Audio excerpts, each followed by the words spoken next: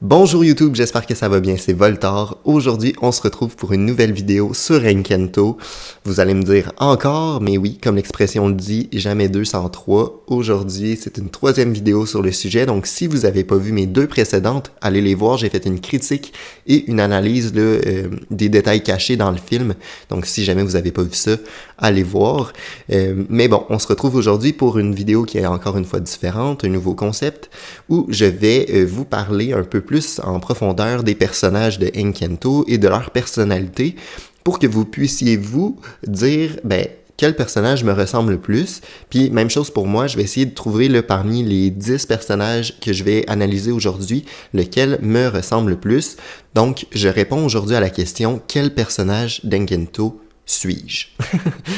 Avant de continuer, toi là, pas toi t'es déjà abonné, mais l'autre, là, ouais, toi là qui est pas abonné à ma chaîne, abonne-toi, ça prend 2 secondes, puis on est bientôt 100 abonnés sur la chaîne, donc joins-toi à nous, je fais des vidéos à chaque mercredi, et ces temps-ci, un petit peu des vidéos supplémentaires ici et par là, donc abonne-toi pour ne pas manquer mes prochaines vidéos, et mettez un pouce en l'air si jamais le concept vous intéresse, mais je pense que beaucoup d'entre vous adorent mes vidéos Encanto, donc je me suis lancé dans une troisième vidéo parce que c'est quelque chose que j'adore aussi.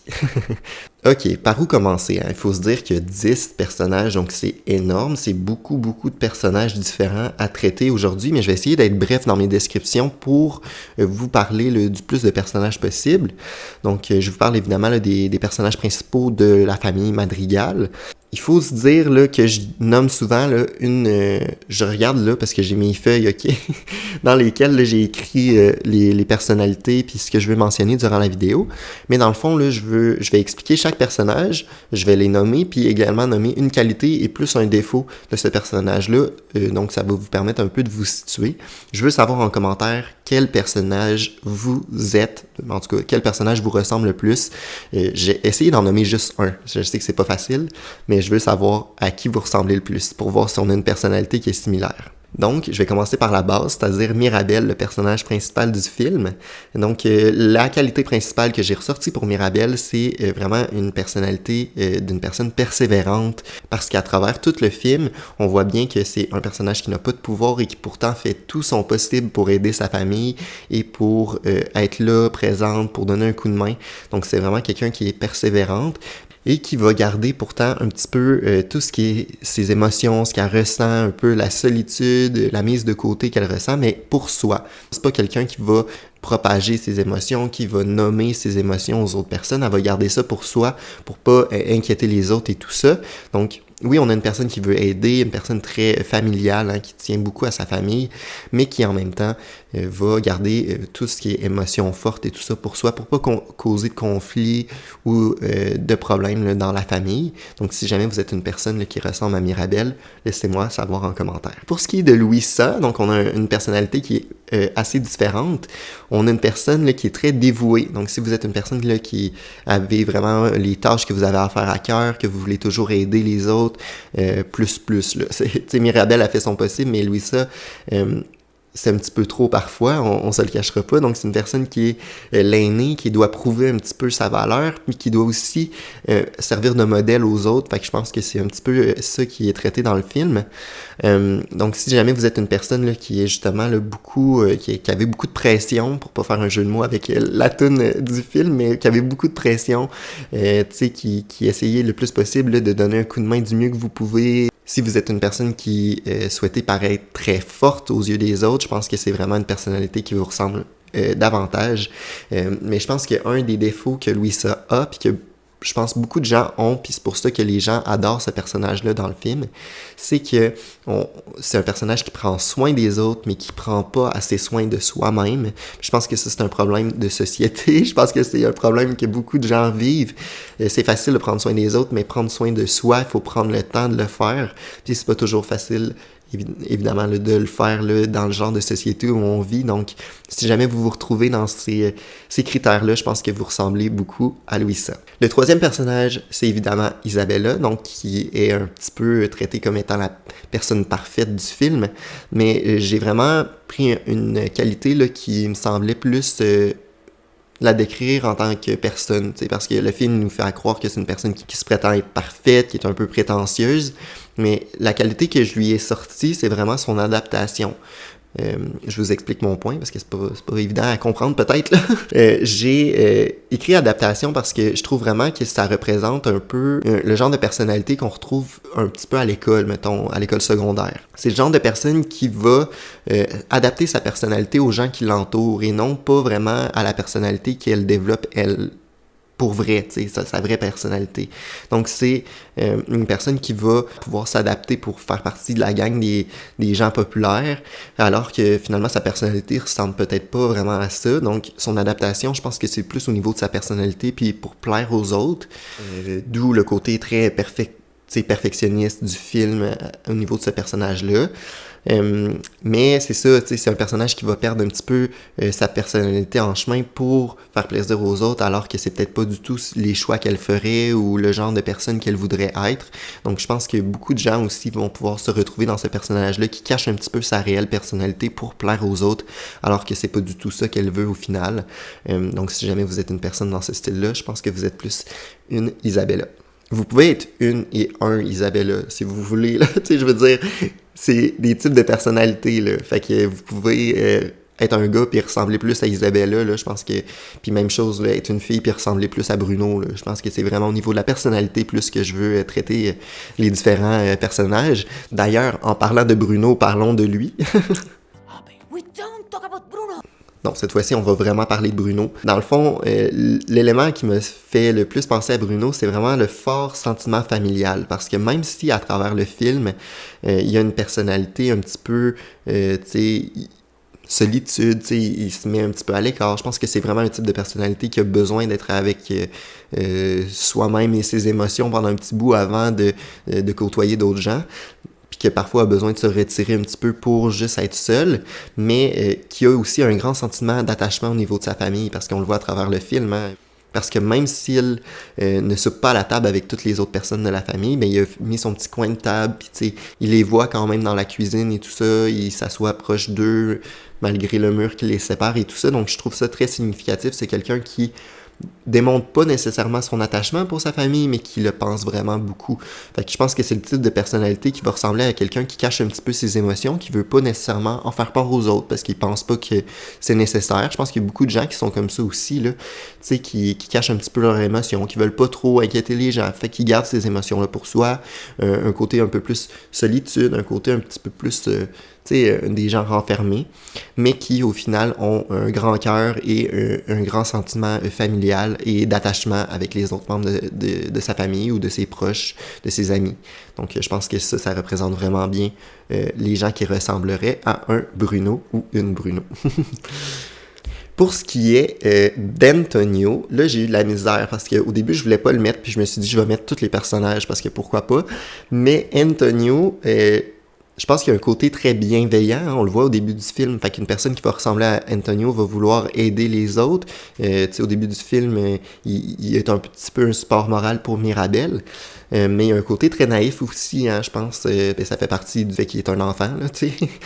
Il y a un côté très naïf, mais il y a un amour familial qui est très représenté, je trouve, puis il y a un besoin d'être entouré aussi, d'avoir des modèles, de se comparer à d'autres. C'est pour ça qu'il y a un petit peu la crainte aussi, quand il va ouvrir sa porte, dans le fond, il a peur qu'il arrive la même chose que Mirabel, donc il y a un petit peu cette crainte-là, mais il est beaucoup attaché à sa cousine, donc je pense que ça montre aussi un grand sentiment familial important pour ce personnage-là. Fait que si vous êtes une personne bienveillante, un petit peu naïve, je pense que c'est vraiment le mot qui décrit le plus Antonio. Je pense que vous ressemblez plus à ce personnage-là. Le prochain personnage, c'est le personnage d'Abuela. On se le cachera pas, c'est un personnage assez particulier puis intéressant à traiter. Une de mes amies l'aime pas pantoute. Moi, je le trouve quand même intéressant, ce personnage-là, puis ce type de personnalité-là. On retrouve donc un type de personnalité qui est plus traditionnel, hein, axé beaucoup sur les traditions, sur un petit peu un style vieux jeu, mais je veux pas être péjoratif en disant ça, là. C'est vraiment quelqu'un qui va être un peu plus strict, mais qui va être beaucoup, tu sais, qui va pas faire ça de façon trop égoïste, qui va être plus avoir une vision, tu sais, structuré de la chose, tu sais, qui va penser que, justement, dans le film, on le voit bien, là, Abuela, c'est une personne qui va être très stricte, mais pour le bien-être de la communauté, pour le bien-être de la famille. Au final, ça vient lui nuire un petit peu, mais je pense que ses intentions ne sont pas mauvaises. Fait que c'est une personne qui va avoir un petit peu de difficulté peut-être au niveau de la façon de dire les choses, mais qui va finalement pouvoir prendre bien soin de sa famille, puis qui va être là et présente pour eux. C'est un personnage aussi qui est très fier, qui est très forte. Du moins, elle a l'air, elle donne le modèle d'une personne forte. J'ai écrit que c'est une personne qui est un petit peu têtue par contre. Hein? C'est quelqu'un qui est proche de ses émotions puis qui va pas gêner pour te dire les choses en face. Donc si jamais vous êtes ce type de personnalité-là, vous n'êtes pas une mauvaise personne, c'est vraiment un petit peu peut-être un côté un petit peu maladroit dans votre façon d'interagir avec les autres, mais sinon vous êtes une personne qui est très proche de votre famille puis vous n'avez jamais des mauvaises intentions. Augustin, là vous allez me dire, c'est qui Augustin? C'est lui. C'est le père de Mirabel. On le nomme pas souvent puis on le voit pas très souvent dans le film, mais on remarque un très grand côté maladroit. Donc si vous êtes une personne qui a ce côté-là maladroit, mais qui a jamais des mauvaises intentions, puis qui veut vraiment aider ses proches et se rendre utile malgré ses défauts au niveau de sa maladroite. Comment on dit ça? Maladroitesse? Maladroitude? Non. En tout cas, vous voulez aider les autres, mais vous avez un côté très maladroit. Je pense que ça vous représente très bien. Moi, j'ai un petit peu ce côté maladroit-là. Là, pour vrai, des fois, c'est pas super super ce que je fais parce que j'ai toujours... je renverse toujours de quoi. Donc, si vous êtes ce genre de personne-là qui est maladroit, mais qui avez jamais le désir de faire quelque chose de mal, vous voulez juste aider du mieux que vous pouvez, je pense que ce personnage-là vous représente à 100%. C'est une personne aussi qui va être très présent pour sa famille puis et qui va supporter beaucoup sa fille à travers le film. Donc si vous êtes une personne, un côté très familial comme ça, vous ressemblez beaucoup à Augustin. Le prochain type de personnalité que je voulais vous présenter, c'est celui de Félix. On assiste aussi là, à un côté très attentif. Hein? Il va être très présent pour sa femme qui a des émotions très explosives. Il va savoir beaucoup la rassurer. C'est un type de personnalité qui va être un très bon soutien émotif, une bonne écoute. C'est des personnes qui vont savoir utiliser l'humour aussi de façon appropriée pour faire rire l'autre, pour dédramatiser un petit peu la situation. Je pense que c'est le type de personnalité aussi qui a beaucoup de charisme. Donc ça va être des gens très charismatiques qui vont entretenir des conversations. C'est un petit peu eux qui vont partir certains sujets à des soupers et des choses comme ça. Je pense que ça représente beaucoup le côté de la personnalité de Félix qu'on voit briller à travers le film. Il nous reste donc Camilo, personnage que j'ai nommé comme étant le personnage original, donc qui fait beaucoup preuve d'originalité, je trouve, dans le film. Il se démarque un petit peu, je trouve qu'il y a une attitude, une prestance qui est différente des autres personnages, donc ça va être un type de personnalité qui... en fait, est en train, je trouve, de forger sa propre personnalité.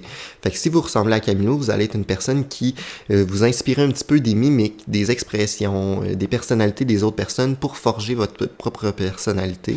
Je pense qu'on a tous été un Camilo à un certain point dans la vie. C'est une personne qui est en pleine création de sa personnalité, mais qui a un côté très proche au niveau de sa famille proche, donc de ses parents, de sa sœur. On voit Camilo prendre soin de sa mère quand elle a une grosse crise d'angoisse, donc je pense que c'est quelqu'un qui est attachant, mais qui fait parfois preuve de lâcheté. Donc je pense que si vous avez une personnalité un petit peu plus lâche, un petit peu nonchalante, je pense que vous pouvez rapidement vous retrouver dans ce personnage-là qui est la personnalité de Camilo. Je vous parle maintenant de Peppa. Je vous parle pas de Peppa Pig, mais bien de Peppa. C'est un personnage qui est très axé sur les émotions, hein, donc qui est un personnage qui est très près de ses émotions et qui ne va pas avoir peur de montrer ses émotions aux autres. Contrairement à certains personnages qu'on a nommés plus tôt, où ils sont plus renfermés puis ils veulent pas nécessairement nommer leurs émotions, je pense que Peppa est très expressive puis très charismatique. Elle va vouloir... c'est le genre de personne là, qui va parler de ses problèmes ouvertement, puis qui n'a pas nécessairement de gêne, qui va dire ce qu'elle pense aussi. C'est une personne qui est très directe, mais hyper attachante, puis hyper belle. Elle a une belle personnalité qui est pétillante, parfois un petit peu trop, mais ça fait le charme de la personne. Puis c'est une personnalité aussi là, qui a besoin un petit peu d'accompagnement, puis d'être bien accompagnée, puis entourée de personnes qui l'aiment bien, puis qui connaissent un petit peu ce type de personnalité-là. Mais une fois que cette personne-là est bien entourée comme ça se passe super bien, puis elle développe des bonnes relations assez concrètes et fortes là, avec les personnes qui l'entourent. Donc, si vous ressemblez beaucoup à ce côté émotif-là et attachant-là, je pense que vous êtes une pépa. Le dernier personnage qui me reste à traiter, c'est Dolores, puis je pense qu'on peut tous être d'accord pour nommer que la qualité de Dolores, c'est vraiment son calme, sa discrétion, c'est le type de personnalité qui va rester un petit peu dans son coin, qui va pas nécessairement être, contrairement là, à Félix, qu'on a nommé tantôt, qui entretient des conversations, elle va rester discrète, elle va juste acquiescer, c'est une personne qui va pas aller de l'avant avec les discussions et tout ça. C'est une personne qui est assez simple aussi, mais qui est très attachante et qui explose parfois. Elle garde beaucoup ses émotions, puis est très renfermée sur soi-même, mais à certains moments, c'est un surplus d'émotions, puis elle doit en faire part, donc elle explose, on le voit dans le film. Puis d'ailleurs, si vous avez de la difficulté à garder des secrets, je pense que c'est un point de plus qui vous fait dire que vous êtes peut-être une Dolores. Donc voilà, c'était 10 personnalités qui représentent les personnages d'Encanto et qui vous représentent probablement parce que c'est des personnalités qu'on retrouve dans la vie de tous les jours et qui sont assez différentes les unes des autres. Donc n'oubliez pas de me dire en commentaire quelle personnalité vous êtes, quel personnage vous représente bien dans Encanto. Personnellement, je pense que j'ai longtemps été un Camilo qui se forgeait un petit peu des personnalités des autres, des mimiques des autres personnes, qui prenait un petit peu des mentors ou des amis comme étant des modèles pour moi. Puis je pense que là, j'ai évolué, puis je pense que j'ai forgé ma personnalité que je souhaite avoir, donc je suis quand même assez fier de ça. Donc je pense que je suis passé d'un Camilo à probablement une Louisa. Je suis le genre de personne qui va prendre beaucoup sur soi, sur mes épaules, qui va pas tant partager mes émotions ou qui va nommer comment je me sens, mais qui a beaucoup de pression, puis beaucoup de stress, mais je le vis beaucoup en dedans, donc ça paraît pas. Fait que je pense que je suis vraiment présentement un Louisa, mais évidemment, là, il y a tellement d'autres éléments, autant au niveau maladroit ou des choses comme ça qui viennent me chercher dans d'autres types de personnalités, mais si j'avais à choisir une personne, je dirais que je suis un Louisa. Donc, j'espère que vous avez aimé ma vidéo. N'oubliez pas de me dire, vous êtes qui? N'hésitez pas aussi à vous abonner, à mettre un pouce en l'air si vous avez aimé le concept. J'ai adoré faire des vidéos Encanto pour la chaîne et je sais que c'est des vidéos qui vous plaisent également. Malheureusement, je trouve que suite à cette vidéo-ci, j'ai fait le tour. Hein? J'ai analysé le film, j'ai fait une critique, là, j'analyse les personnages. Je crois que c'est officiellement la dernière vidéo au sujet d'Encanto, mais évidemment, il va tellement avoir d'autres nouvelles vidéos, des nouveaux concepts, des nouveaux films à analyser, donc ça laisse juste place à plus de possibilités. Merci beaucoup de m'avoir suivi pour cette vidéo-ci, et on se retrouve très prochainement, que ce soit mercredi prochain ou au courant de la semaine, pour d'autres vidéos. Je vous souhaite une belle semaine. Ciao!